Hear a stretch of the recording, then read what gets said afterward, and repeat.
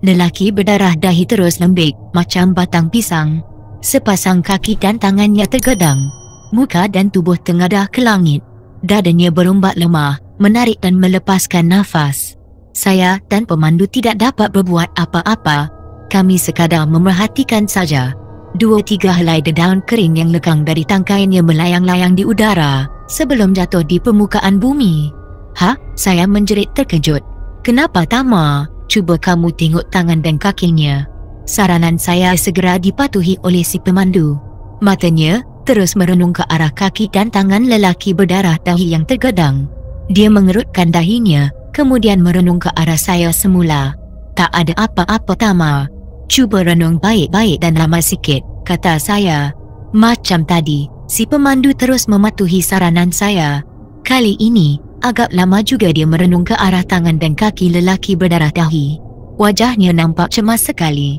Renungannya segera diarahkan kepada saya.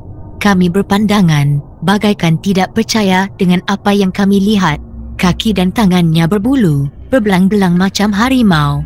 Benarkah apa yang aku lihat atau sekadar pandangan saja, Tama? Si pemandu minta sebuah kepastian. Apa yang kamu tengok, itulah juga yang aku tengok, tutur saya. Kita terperangkap Tama.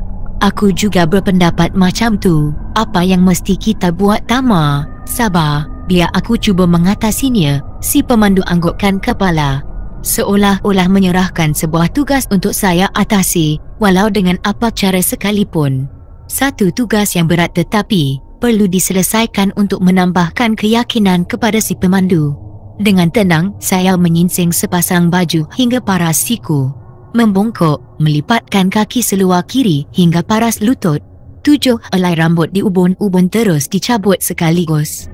7 helai rambut disimpul satu-satu dan akhirnya diselitkan di celah gigi bawah. Semua pergerakan diperhatikan oleh si pemandu dengan teliti. Ada ketikanya dia menggaruk pangkal dagu, membayangkan dirinya berada dalam keresahan. Mungkin juga tidak begitu yakin dengan keupayaan saya mengatasi masalah ini.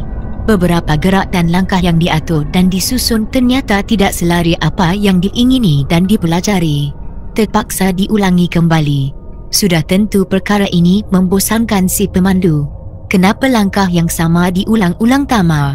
Aku terlupa. Kau sabarlah, ini petua. Kalau tak menjadi tak mengapa, kita lari saja. Si pemandu membeliakkan biji matanya ke arah saya. Dan saya dengan senyum sinis. Setelah diulang berkali-kali, petua yang dikutip dari Datuk dapat disempurnakan dengan sebaiknya. Dan ketika kata sumpah menghalang manusia bertukar menjadi harimau mahu dilafazkan, lelaki berdarah dahi yang terkapar di rumput terus menjerit. Dia melompat-lompat dan berguling-guling di tanah, macam kucing mandi pasir. Saya terkejut jadinya.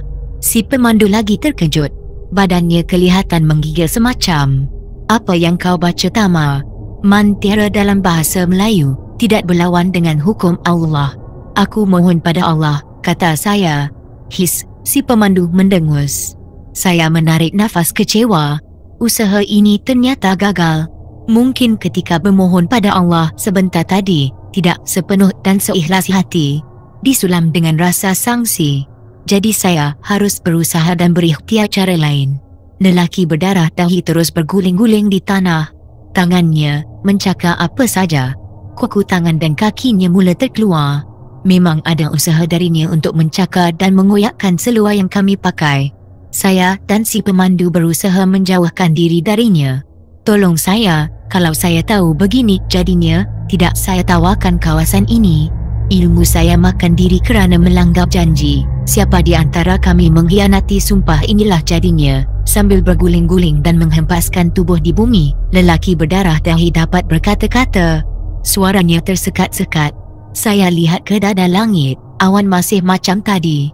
Tetapi, matahari kian condong. Kedudukannya kelihatan sama tinggi dengan pucuk meranti di puncak bukit. Terdengar suara kumpulan gagak liar bersahut-sahutan, disambut dengan jeritan kumpulan monyet yang mencari tempat berlindung. Deru kenderaan sudah jarang kedengaran dan tempatnya digantikan oleh ngauman harimau dan tempikan gajah. Terasa suasana yang dihadapi tidak menyebelahi kami. Tolong Tama, jangan jadikan saya sengsara seumur hidup. Saya tak mahu kaki dan tangan saya jadi macam harimau. Lelaki berdarah dahi merayu dan terus menangis tersak-esak. Saya langgar sumpah kerana mahu menolong awak berdua. Tolong pulihkan saya. Carilah sesiapa yang boleh menolong saya, sambung lelaki berdarah dahi. Dalam esak tangisnya itu, sesekali bagaikan terdengar suara ngauman harimau dari mulutnya. Dia berusaha untuk memegang mana-mana bahagian kaki saya dan si pemandu. Dengan sedaya upaya saya cuba mengelak supaya kuku jari kaki dan tangannya yang bertukar menjadi kuku harimau dari mencakar kaki. Setiap kali saya mengelak, sama ada mengundur atau bergerak ke kiri dan kanan, si pemandu saya ajak bersama. Bila kukunya mengenai mana-mana bahagian tubuh, maka tempat yang kena sentuhan akan bertumpuk dengan bulu roma tebal yang menyerupai bulu harimau. Dalam keadaan yang tidak begitu membahagiakan itu, saya bisikkan kepada si pemandu, bahagian tubuh yang sering menjadi sasaran orang seperti itu, lelaki berdarah dahi, ialah di pangkal belikat, bahagian belakang, bawah pusat hingga membawa ke bahagian atas alat kelamin. Pangkal tengkuk, pangkal paha kiri juga menjadi sasaran.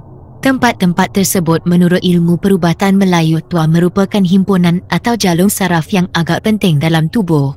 Jika salah satu daripada saraf itu rosak akan mendatangkan gangguan fikiran pada seseorang.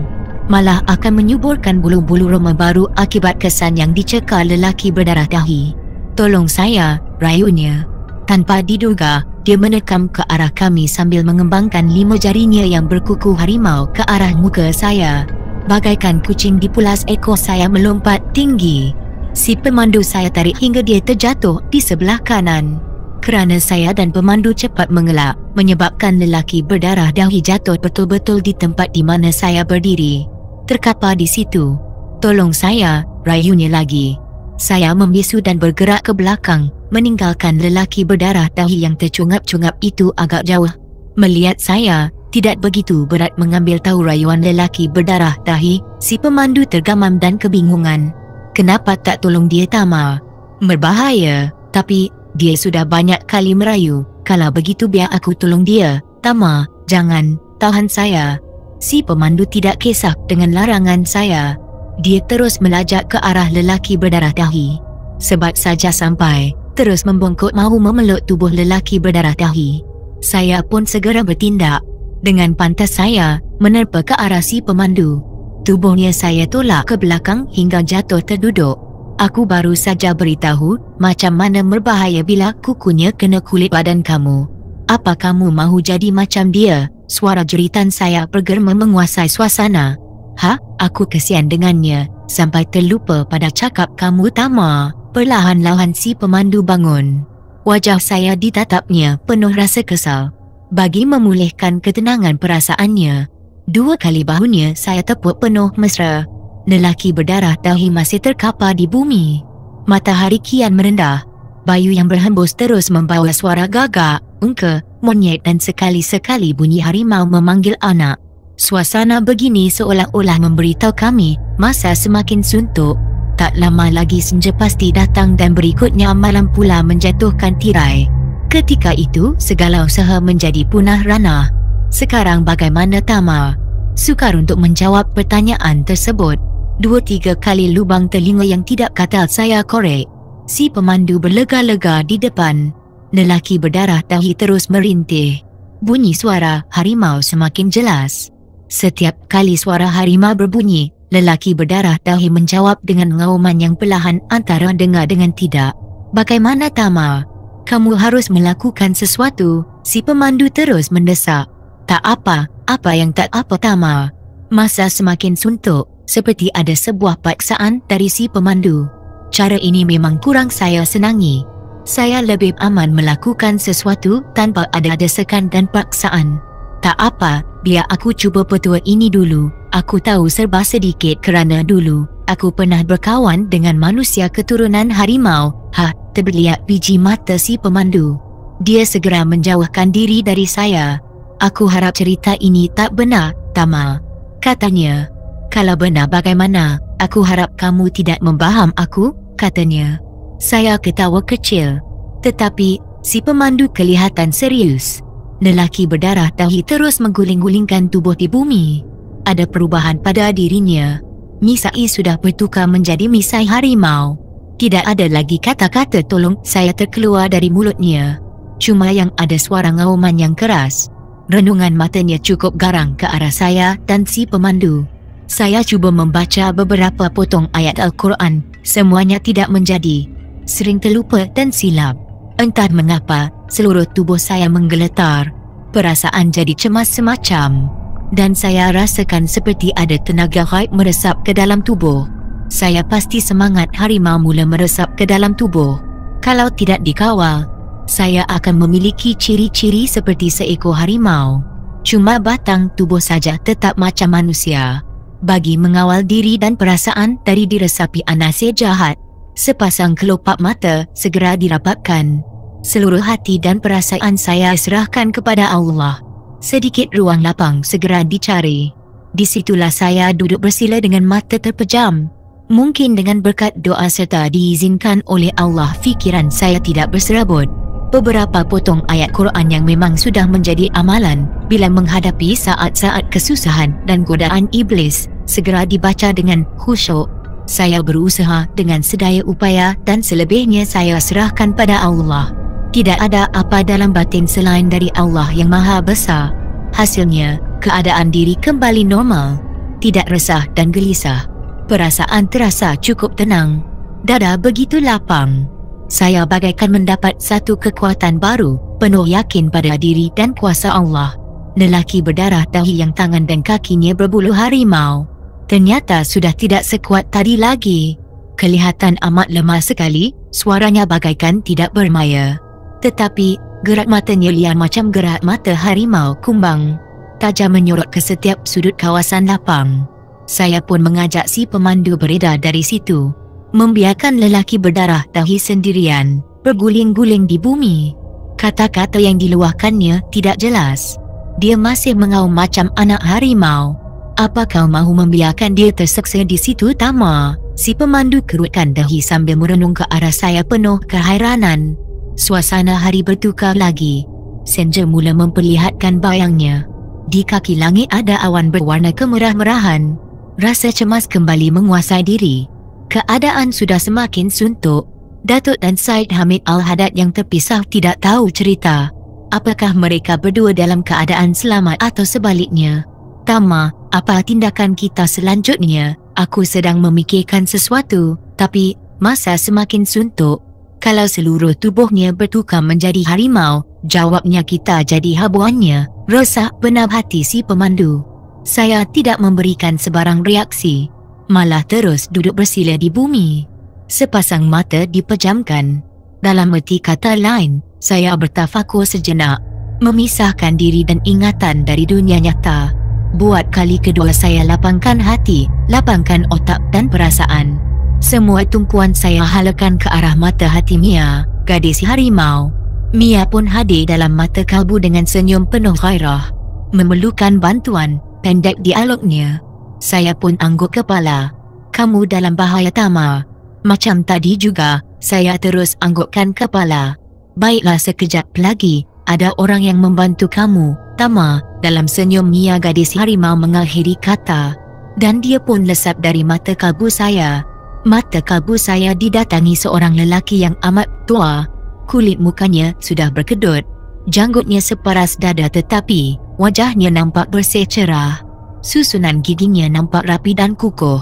Pulihkan dengan kekuatan kamu. Dengan keyakinan kamu.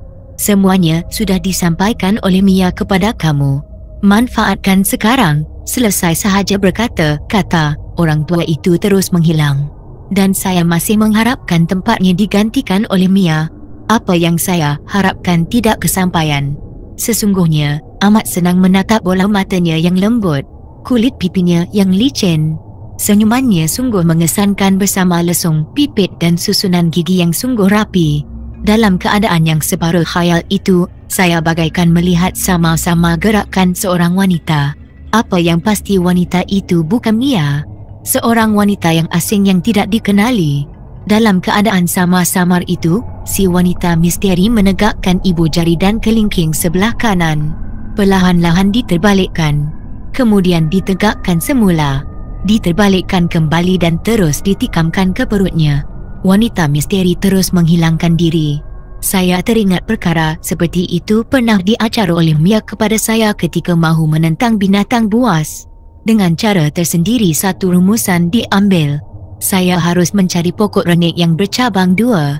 Tidak kira jenis pokok apa, ditikam ke bumi sebelum ditikam ke badan musuh. Dan saya kira andaian yang dibuat tidak lari dari maksudnya. Tiba-tiba seperti ada benda berat yang memukul dari belakang. Saya tersenggup dan muka hampir tersemban ke bumi. Bila sepasang kelopak mata dibuka, saya sudah berada di alam nyata. Saya toleh ke kiri dan kanan, mencari siapa gerangan yang memukul belakang saya. Tiada bukti yang nyata kalau tuduhan mahu diletakkan atas bahu si pemandu. Dia seperti terpinga-pinga bila melihat saya membuka mata. Aku pelik dengan kamu, Tama. Apa yang peliknya? Orang dalam bahaya. Kamu tidur duduk, aku tak tidur. Aku bertafakur dan berdialog dengan seseorang. Kalau si pemandu penuh kebingungan. Suara raungan lelaki berdarah dahi masih belum putus. Saya dan pemandu segera menghampirinya. Sungguh mengejutkan, dia terkapar dan bergolek-golek. Seluruh tangan kanan sudah penuh dengan bulu harimau. Bila melihat kehadiran kami, dia terus mengaum dan membongkokkan tubuhnya macam harimau yang mahu menerkam sesuatu. Menyedari keadaan semakin kritikal dan bunga senja semakin berat, pokok renik bercabang dua segera dicari di sekitar kawasan tersebut. Tidak susah mencarinya 5 langkah ke kanan, sudah ada pokok yang diingini. Tanpa membuang masa, pokok renik dipatahkan. Buang mana yang tidak perlu. Dengan pantas, bahagian yang bercabang ditikamkan ke bumi. Kau nak buat apa, Tama? Tanya si pemandu. Saya segera memberikan isyarat tangan padanya supaya diam. Jangan banyak soal dan tanya.